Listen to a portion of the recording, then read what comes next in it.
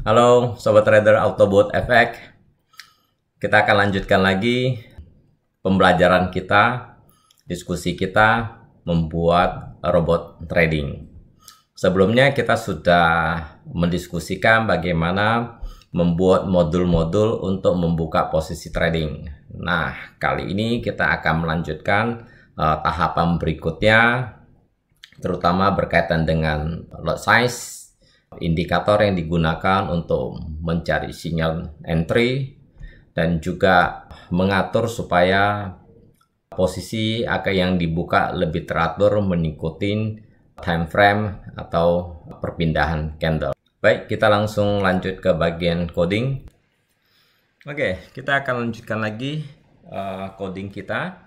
Ini adalah code pada pembahasan kita sebelumnya. Di sini saya akan rapikan sedikit code kita.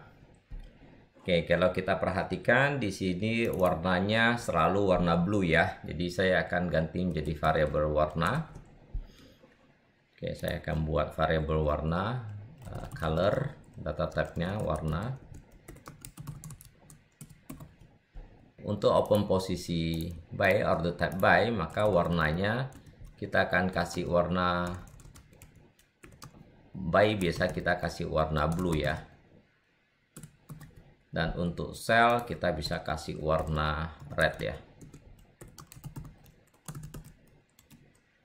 Oke, jadi nanti di sini akan menyesuaikan order type-nya buy atau sell. Oke. Nah, kemudian kita akan perbaiki untuk lot size-nya. Lot size-nya kan tadi kita ngambil dari input ya. Nah, sekarang saya ingin sedikit divalidasi dulu untuk inputnya. Jadi inputnya tidak langsung kita masukin dalam variabel, tapi kita akan cek terlebih dahulu untuk inputnya gitu. Karena itu saya akan bikin satu modul namanya get lot size. Oke. Get lot size. Get lot size ini nanti akan kembalikan satu nilai ya, nilai dari lot size itu masuk ke dalam variable lot size, dimana kita lihat lot size ini tipe datanya ada double ya, maka return value dari get lot size pun harus double. Oke, saya buat modulnya di bawah sini, double get lot size. Oke, pertama kita buat lot size ini, nilainya kita ngambil dari input lot size. Oke, nah lot size ini kita perbaiki untuk stepnya. Oke, stepnya apakah karena kita tahu bahwa broker itu mengatur juga besarnya lot size ya, ada batas minimumnya, ada batas maksimumnya, dan juga kelipatan dari lot size itu. Oke, jadi fungsi dari modul ini sebetulnya kita akan mengecek, memastikan itu memenuhi aturan dari tipe akun kita yang ditentukan sama broker gitu. Oke, jadi di sini kita butuh informasi batas minimum, batas maksimum, dan kelipatannya atau stepnya. Oke, nah informasi itu kita akan butuhkan hanya satu kali, karena itu kita bisa aksesnya, tarik informasinya pada saat pertama kali dijalankan. Nah, itu kita bisa buat di dalam on init gitu. Karena kita tahu bahwa on init ini dijalankan pertama kali di awal sekali dan hanya dijalankan sekali. Jadi kita akan tarik informasi itu. Jadi saya bisa taruh dia sebagai variabel global ya. Gitu. Oke, karena variabel ini kan akan diakses pada modul-modul lain ya, gitu. Oke. Jadi saya akan buat variabel global untuk minimum lot size, ya kan? Kemudian untuk maksimum lot size-nya, dan juga ada lot size step-nya. Oke, minimum lot-nya kita ngambil dari fungsi market info, simbol ini untuk pair apa. Kemudian karena kita ingin adalah minimum lot-nya, mod minimum lot Oke, dan ini untuk mark load-nya, market info simbol, mode-nya untuk maksimum load. Kemudian kita cari lagi untuk apa, load step-nya, market info simbol, mode-nya untuk load step. Oke. Nah, kita udah dapat 3 informasi ini. Oke. Saya kembali ke modul ini ya, load size. Nah, di modul load size ini pertama saya ingin pastikan load step-nya benar ya. Di load size sama dengan match run. Terusnya ini lakukan pembulatan dari load size ini dibagi dengan load step-nya gitu ya, load step. Nah, setelah saya kali kembali load step-nya. Oke ya, ini memastikan bahwa load kita itu sesuai dengan kelipatan load size. Kemudian saya mau cek lagi batasan load size minimum dan maksimumnya gitu. Oke, load size, apakah load size ini lebih kecil daripada minimum load size? Jika iya, maka saya akan gunakan minimum load size. Jika tidak, saya akan cek kembali apakah load size ini lebih besar daripada maksimum load size. Jika iya, saya hanya akan gunakan maksimum load size. Tapi kalau tidak, maka kita bisa gunakan load size. Berarti load size-nya sudah benar gitu. Oke. Kemudian di sini kita lakukan normalize lah ya, untuk pastikan normalize double ya. Load size ini biasanya load itu hanya ada 2 digit ya maksimumnya. Jadi saya buat seperti ini. Oke, saya tahu kita bisa return load size ya. Jadi saya akan return ke lewat modul get load size ya. Code bagian ini sebenarnya hanya untuk validasi aja lah, memastikan stepnya benar, kemudian batasan minimum dan maksimum aja. Nah, sebetulnya pada bagian modul load size ini kita juga bisa menambahkan beberapa lagi, misalnya untuk mengatur bagaimana martingale-nya, bagaimana kelipatannya, multiply-nya seperti apa, atau juga bisa menggunakan deret-deret tertentu gitu. Deret-deret seperti deret Fibonacci ataupun deret-deret lainnya gitu, atau juga bisa custom, buat deret custom juga kita bisa ngatur di sini ya. Jadi program itu kita buat modular sehingga pada saat kita ingin lakukan perubahan atau pengembangan kita cukup fokus pada modul-modul yang ingin kita rubah ya. Ini akan membuat code kita lebih rapi dan lebih mudah untuk kita kembangkan. Oke, jadi kita lihat ini sudah kita perbaiki ya. Jadi load size-nya sudah akan dapat informasi dan validasi lebih lengkap gitu. Kemudian kita akan kembali ke bagian on tick ya, on tick. Nah, kita lihat order type ini masih kita input ya untuk open posisi buy. Jadi selalu open posisi buy. Tentunya kita ingin buat namanya robot bisa lebih otomatis ya mencari informasi buy atau sell gitu. Nah, untuk dapat informasi buy atau sell kita akan buat satu modul yang akan mencari informasi atau signal entry itu. Saya buat misalnya get signal. Ya. Jadi modul get signalnya adalah modul yang digunakan untuk mencari informasi, bisa kita kombinasikan dengan berbagai indikator untuk dapat informasi buy atau sell gitu. Oke, jadi kita akan buat contoh. Saya akan taruh code ini di sini ya. Kita lihat juga get signal ini akan return value ya, ke order type-nya, masukin ke order type ya dengan tipe datanya INT. Ya, jadi return value dari get signal adalah INT ya.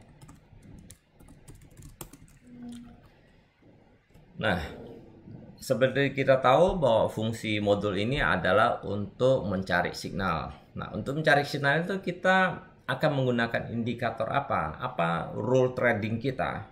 Ya, tentunya ada banyak dan beragam ya. Di sini kita akan contohkan yang sederhana dulu adalah crossing 2 MA ya. Jadi ada MA yang bergerak cepat dan satunya agak pelan, terjadi crossing. Pada saat terjadi crossing akan sebagai konfirmasi untuk open posisi buy atau sell. Oke. Nah, sebelum lebih jauh saya akan jelaskan dulu proses crossingnya. Sini saya ingin gambarkan bagaimana dua garis MA. Garis yang hijau ini katakanlah adalah sebagai MA yang cepat ya, atau fast. Kemudian satu lagi adalah MA yang bergerak lebih lambat. Oke. Atau kita sebut sebagai MA slow-nya. Nah, di sini adalah posisi current candle. Current candle kita di sini. Oke. Previous candle-nya di sini. Ini previous candle. Dan previousnya lagi katakanlah candle-nya ada di sini. Nah, gitu. Jadi kalau saya kasih indeks ya untuk candlenya, ini adalah indeksnya 0, ini indeksnya 1, dan ini indeksnya 2 gitu. Seterusnya di sini 3, 4, dan seterusnya.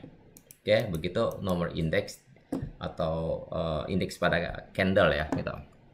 Nah, konfirmasi itu biasanya kita akan perhatikan pada dua candle ini. Candle dengan indeks 1 dan indeks 2. Jadi pada bagian sini menyilang ke bawah, oke, dan yang ini menyilang ke atas, gitu, oke. Nah, kalau kita lihat phase-nya menyilang ke atas ya, MA yang lebih cepat itu bergerak ke atas, maka kita akan konfirmasi ini sebagai buy. Jadi di sini seharusnya open posisi buy.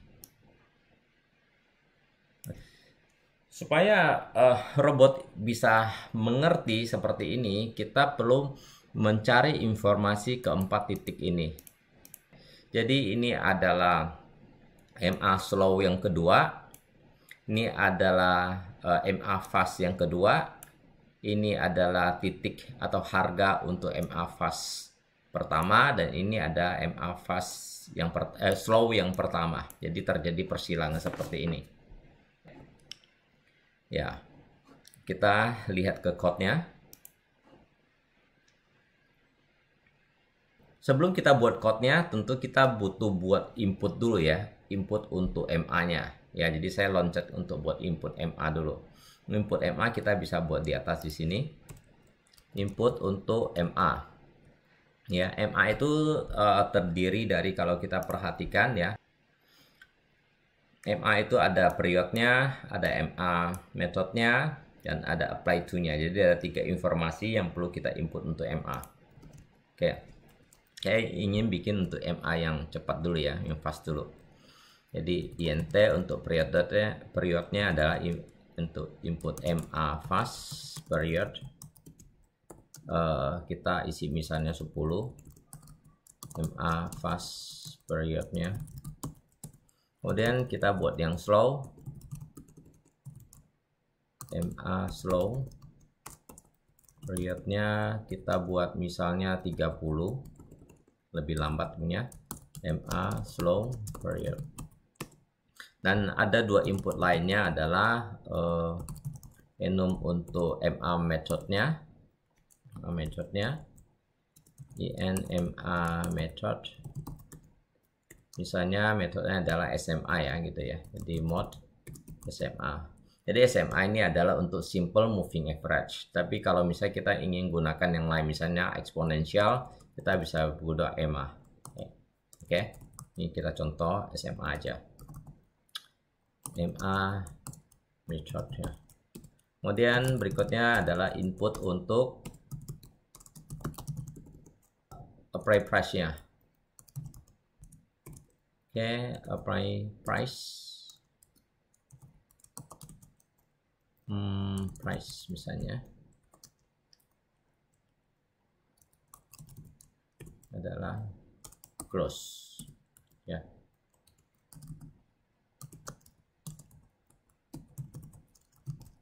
Oke, ini input yang kita sudah buat. Kita akan kembali ke modul di mana kita akan cari signalnya. Ya, tadi kita udah lihat ilustrasinya bagaimana persilangan 2MA ya. Jadi kita akan cari titik-titik untuk keempat titik untuk MA tersebut.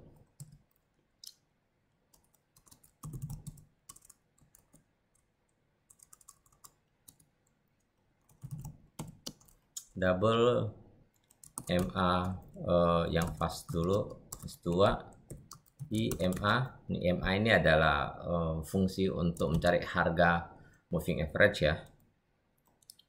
Kita bisa isi simbol, kemudian time frame-nya kita menggunakan current time frame atau saya bisa isi dengan 0. Kemudian period adalah INMA fast period. Shift kita isi 0, kemudian ini untuk metodenya adalah INMA method, kemudian price-nya adalah MA price, dan shift-nya kita menggunakan shift 2 karena kita ingin posisi di candle previous kedua ya. Oke, ini saya copy, saya buat ini untuk yang indeksnya 1 ya, jadi saya tinggal ubah ini aja, yang lainnya sama. Oke, saya copy ini semua, saya buat lagi untuk yang slow ya, MA slow titik keduanya dan yang 1 juga. Nah, kalau slow bedanya hanya di periodnya aja, jadi ini aja yang kita ganti ya, slow, yang lainnya sama ya. Oke, jadi kita sekarang buat kondisi untuk persilangannya. Nanti kita lihat ya, terjadi persilangan itu kalau yang slow ini, slow-nya di atas, slow yang kedua ya, slow kedua di atas fast yang kedua, dan ini kebalikannya gitu ya. Oke, jadi MA slow yang kedua ya, slow yang kedua itu ada di atas ya, MA fast yang kedua. Oke, dan MA slow yang pertama ada di bawah MA fast yang pertama gitu. Jadi fast yang pertama udah di atas gitu.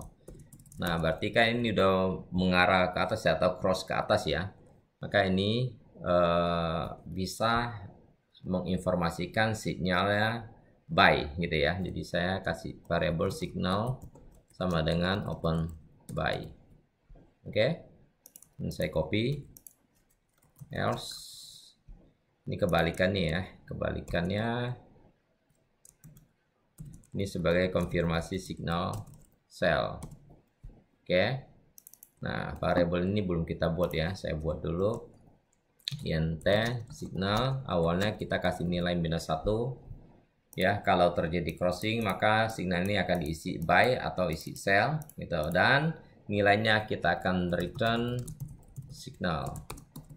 Oke, jadi kita akan kembalikan nilai signal yang sudah kita cari gitu, kita akan kembalikan lewat modul get signal. Ya, masuk ke sini, kita sudah akan dapat informasinya ya. Jadi AI ini tidak open buy atau sell secara diinput secara manual lagi ya, seperti contoh sebelumnya gitu. Sekarang sudah bisa mencari informasi lewat crossing 2MA. Nah, kalau kita ingin menggunakan indikator lain, misalnya kita bisa gunakan MACD, menggunakan model osilator seperti RSI atau stokastik gitu ya. Nah, kita tinggal ubah bagian code ini aja gitu ya. Jadi code ini sudah disusun rapi seperti ini. Tinggal kita ganti-ganti sesuai dengan kebutuhan aja. Nah, untuk contoh-contoh menggunakan indikator lain akan kita bahas ya pada video-video berikutnya. Jadi kalau misalnya ada request ingin diskusi tentang indikator apa, termasuk juga indikator custom gitu ya, silakan masukkan ke komen, nanti saya akan susun videonya supaya saya bisa memberikan penjelasan-penjelasan lebih detail. Oke, saya akan kembali ke bagian on tick ya. Di bagian on tick ini kalau kita perhatikan, di sini sudah dapat sinyal masuk ke dalam open order. Kita lihat open order di sini ya. Kita akan dapatin variabelnya, kemudian get lot size-nya, dan jika order type itu buy, maka ini kalau sell ini, dan kalau seandainya order type itu bukan buy, bukan sell, apa yang akan terjadi? Tetap akan meminta open order ya gitu ya. Tentunya ini akan mengakibatkan error ya. Gitu, ya kan? Order send ini kan perintah untuk buka posisi, sedangkan order type-nya bisa buy, bisa sell, bisa juga tadi nilainya masih -1. Ya kan? Kita lihat di get signal itu kalau tidak masuk ke buy, tidak masuk ke sell, maka nilainya -1 kan. Nah, kalau -1 ini kan akan terjadi error, gitu ya. Nah, ini harus kita koreksi sedikit. Jadi sebelum kita masuk ke bagian ini, kita cek dulu order type-nya. Apakah order type-nya itu ada kemungkinan buy atau sell, gitu ya. Jadi kita akan cek.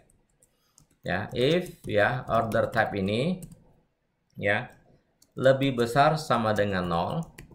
Oke. Nah, lebih besar sama dengan 0 itu artinya sudah ada kemungkinan buy atau sell. Ya. Oke. Nah, kalau itu terjadi, maka kita akan kerjakan ini semua. Oke. Ya, ini tutup bloknya. Oke. Kenapa saya bikin order type lebih besar sama dengan 0 gitu ya? Bagaimana kita tahu bahwa lebih besar sama dengan 0 itu berarti sudah ada informasi buy atau sell gitu. Oke, kita terus kembali order type ini ya, dikirim dari bagian sini. Order type ini kita dapat dari ini ya, dari get signal. Saya masuk lagi ke dalam fungsi get signal. Get signal kita lihat di sini. Sinyal itu sebenarnya dapatnya adalah informasinya open buy atau open sell. Atau kalau belum ada dia tuh -1. Gitu. Nah, open buy, open sell itu apa? Nilainya ya kita bisa lihat dengan tekan tombol F1. Kita lihat di sini open buy itu nilainya adalah value-nya itu adalah 0. Sell itu 1. Buy limit itu 2, sell limit itu 3, buy stop 4, dan sell stop itu 5 gitu loh. Jadi nilainya range ya, untuk order type itu range dari 0 sampai dengan 5. Ya, jadi maka tadi saya buat order type itu lebih besar atau sama dengan 0. Di situ kita bisa memastikan order type itu kalau sudah 0 berarti kemungkinan buy, lebih besar bisa 1, bisa 2, dan seterusnya. Itu berarti sudah ada informasi order type. Jadi signal fungsi get signal ini sudah berhasil ya, karena di sini kemungkinan 0, 1 atau -1. Kalau -1 berarti tidak dapat signal. Begitu. Nah, ini supaya tidak terjadi error. Ini kita tambahin pembatasnya. Namun demikian, kalau kita lihat ya, on tick ini kan jalan terus nih. Setiap kali jalan tick ini, dia akan cari sinyal, dapat sinyal, dia akan masuk ke sini. Nah, sebelum pindah candle pun, tick ini akan terus berjalan kan. Dalam satu candle kan akan ada banyak tick ya. Nah, otomatis akan banyak informasi, sinyal yang sama akan terus diminta di open di sini. Biasanya kita akan buka posisi itu pada saat kita berpindah candle. Ya, jadi tidak di candle yang sama. Kalau kita ingin seperti ini, maka kita perlu tahu apakah ini terjadi perpindahan candle atau tidak. Jadi kita akan cek signal pada saat pindah ke candle baru. Oke. Nah, saya akan buat modul untuk mengecek perpindahan candle. Ya. Pengecekan ini akan kita buat satu variabel ya dengan tipe data boolean ya. Gitu ya. Oke, is new candle. Oke, is new candle. Pertama saya kasih nilai false. Oke. Nah, untuk cek ini saya akan buat satu modul yang khusus mengetahui bagaimana apakah candle sekarang ini adalah candle baru atau bukan. Dan nilainya kita akan masukkan ke dalam new candle ini. Cek. Misalnya saya bilang cek new candle. Nah, ya jadi kita buat modul namanya check new candle. Ya, cek apakah new candle atau bukan. Nah, kita lihat ya, check new candle ini kan masuk ke sini, ini adalah boolean ya. Berarti return value dari check new candle ini harusnya boolean ya, bool ya. Oke.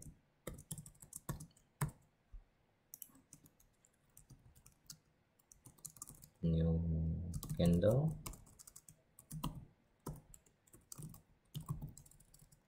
Ini harusnya returnnya adalah is new candle. Oke, untuk tahu ini candle baru atau bukan, apa yang harus kita lakukan? Ya, saya akan membuat satu variabel statik dengan tipe data datetime untuk katakanlah jam candle ya, untuk variabelnya jam candle. Saya isi dengan time current. Time current ini adalah waktu server saat ini ya.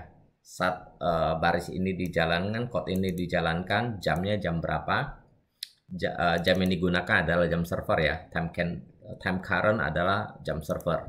Jadi kalau kita ingin menggunakan jam di komputer kita menggunakan time lokal ya. Jadi time lokal ini kita akan dapatkan informasi jam lokal, tapi di sini kita gunakan adalah jam server ya. Jadi kita menggunakan time current. Oke. Dan saya akan cek apakah jam candle ini lebih kecil daripada time frame-nya, current time frame aja, shift-nya 0. Jadi saya ingin cek apakah jam candle ini lebih kecil daripada saat candle ini buka. Open candle itu di jam berapa, kita akan cek gitu. Kalau jam candle ini lebih kecil gitu kan, maka ini berarti adalah new candle ya, new candle. Maka saya kasih nilai true.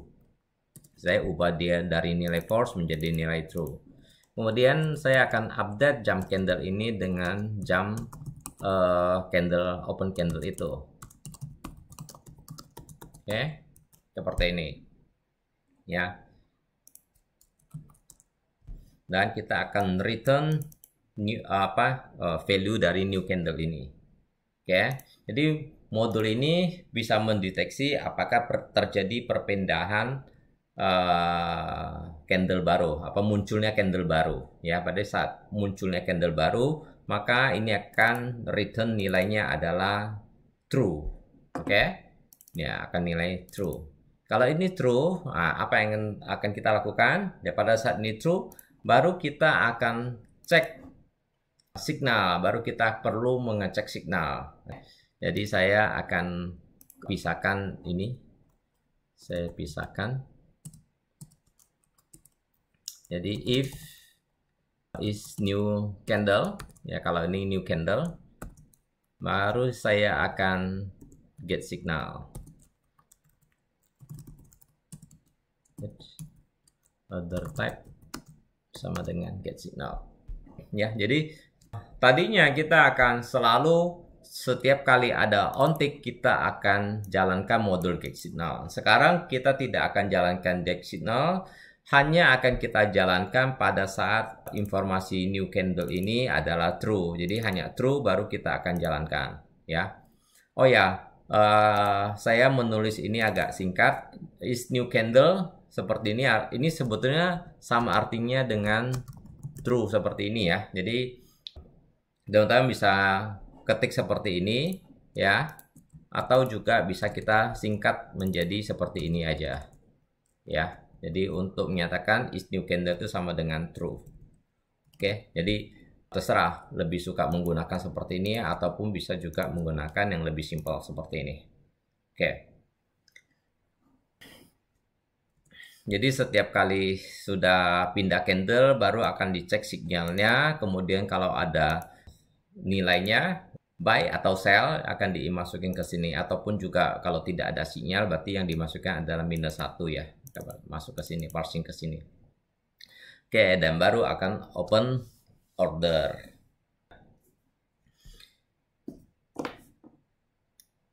Nah, sampai di sini sebetulnya AI kita atau robot ini sudah bisa mencari seatnya sendiri berdasarkan moving average, ya, crossing 2 MA, dan akan diteruskan untuk open posisi. Namun di sini AI-nya belum bisa mengatur ya banyaknya posisi yang boleh di open, ya. Dan apa yang terjadi kalau ada floating, bagaimana take profit dan stop loss-nya, ini semuanya belum kita bahas gitu. Dan akan kita bahas pada video berikutnya. Jadi tetap ngikutin perkembangan dari proses pembuatan robot ini. Robot ini kita akan buat secara bertahap ya, step by step, sehingga memudahkan kita untuk memahami dan mempelajarinya. Dan kalau misalnya masih juga kurang jelas, silakan tinggalkan pertanyaan di komen, atau juga bisa nanti join di grup belajar ya, di Telegram, grup Telegram untuk belajar coding MQL ini. Saya dengan senantiasa akan selalu berusaha untuk berbagi contoh-contoh code supaya kita lebih mudah memahami pembuatan robot trading. Oke, sampai di sini dulu video kali ini. Kita ketemu lagi pada video berikutnya.